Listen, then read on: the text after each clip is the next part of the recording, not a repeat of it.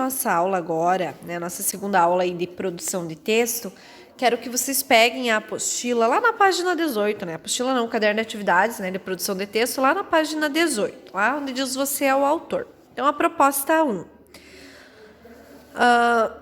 Essa é uma proposta retirada da Universidade de Londrina, tá? Então, o escritor gaúcho Victor Ramil promove em seu último livro, A Primavera da Pontuação, uma alegoria divertida entre os elementos da gramática e a realidade social do Brasil. A história acontece no reino de Ponto Alegre, onde vivem os elementos gramaticais da língua portuguesa. O lugar vive uma grande revolta quando uma palavra caminhão atropela um ponto e foge do local sem ser identificada. Os personagens do romance são todos termos gramaticais, padrões ortográficos e símbolos de pontuação que funcionam como um espelho da sociedade humana. Fazem parte da trama, entre outros elementos, acentos inescrupulosos, vírgulas desonestas, um pH ancião e jovens tremas que reclamavam de dor na coluna, pois em virtude da reforma ortográfica tentavam trabalhar como 2 pontos. Utilizando a mesma estratégia do autor, dê sequência à narrativa a seguir, criando um desfecho para a história. Então, aqui nós temos um começo aí da narrativa, onde o candidato ele deveria elaborar ali um texto entre 5 e 8 linhas, dando um desfecho, criando um desfecho para essa história. Então, certa manhã, pintou-se um quadro negro, uma palavra caminhão, dessas que trafegam ameaçadoramente inclinadas, carregadas de letras garrafais, atropelou um ponto em uma esquina de frases e fugiu. Revoltada, a pontuação, que a tudo assistira, aglomerou-se no local do acidente. Tá? Então, aqui não é por enquanto para vocês fazer o desfecho. Tá? Vamos primeiro fazer as atividades. Aqui são só as informações que o vestibular deu para os alunos. Tá? Aqui agora a gente faz as atividades. O exercício número 1. O trecho inicial de Primavera da Pontuação já apresenta o conflito dessa narrativa. Identifique-o. Então, qual que é o conflito dessa narrativa que a gente leu? O conflito é o atropelamento causado pela palavra caminhão, sofrido por quem? Pelo ponto, né? Então, esse que é o conflito, é o atropelamento causado pela palavra caminhão e sofrido pelo ponto. Número 2. Que elementos da narrativa já são estabelecidos pelo enunciado e pelo trecho da história? Então, a gente consegue determinar aqui o espaço, personagens, o foco narrativo e o enredo, tá? Como? Então, o espaço, onde que acontece, segundo o enunciado. O espaço são as ruas da cidade, Ponto Alegre. Então, veja que o próprio enunciado já dá o espaço da narrativa. Então, o espaço é o Ponto Alegre. O tempo, o tempo é uma manhã, né? As narrativas, assim, mais curtas, elas apresentam geralmente só um espaço, só um tempo, tá? Então, o tempo aconteceu em uma manhã. E quais são os personagens aqui dessa história? Ponto. E o que mais? E outros personagens com nomes gramaticais, né? Vários ali, símbolos de pontuação, um pH ancião, né? Então, os personagens são o ponto e outros personagens com nomes gramaticais. E qual que é o foco narrativo? Eu acho que até esqueci de falar na aula passada, mas, nós temos o foco narrativo em primeira pessoa ou terceira pessoa, né? Nesse caso, quem está contando participa aí da história? Não, então não é em primeira pessoa, e sim em terceira pessoa. Então, o foco narrativo é a terceira pessoa. E o enredo? O que acontece depois do atropelamento? A pontuação fica revoltada. Então, após o atropelamento, a pontuação fica revoltada. certo? Vejam que aqui não tem um desfecho para a história, né? Então, só tem o espaço, o tempo, os personagens, o foco narrativo e o enredo.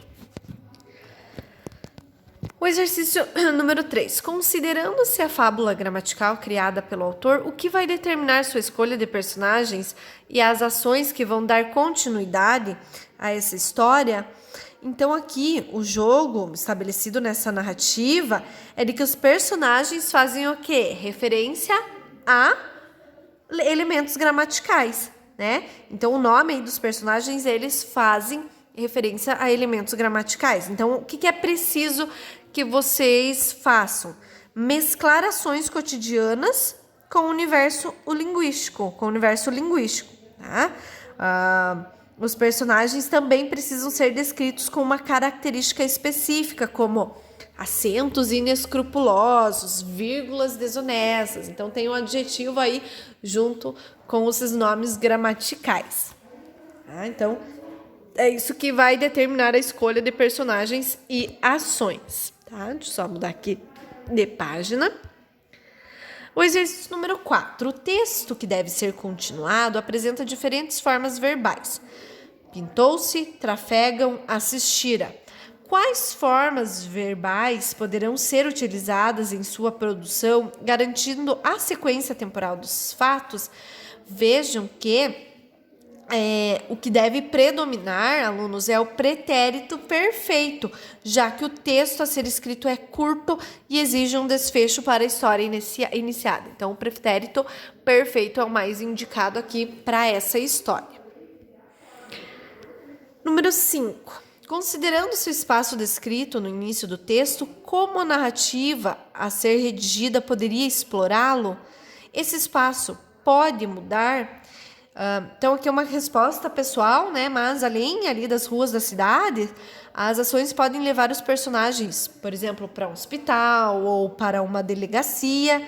Né? E como a história deve ser curta, é preciso evitar muitas mudanças de espaço. Então, uma narrativa curta tem aí um espaço, no máximo 2 ou 3, tá? Não muito mais do que isso.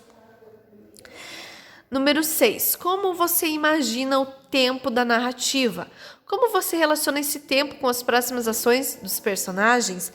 Aqui também é uma resposta pessoal, tá? Mas como o texto é curto, apresentar fatos que ocorreram muito tempo antes ou muito tempo depois do conflito estabelecido pode comprometer o desenvolvimento da narrativa. Então é preciso que vocês tentem prever as ações que possam ocorrer num curto período de tempo. Né? Não pode ser uma ação muito longa, né? Tem que ser ali num curto período de tempo. O exercício número 7. O registro do texto é formal ou informal?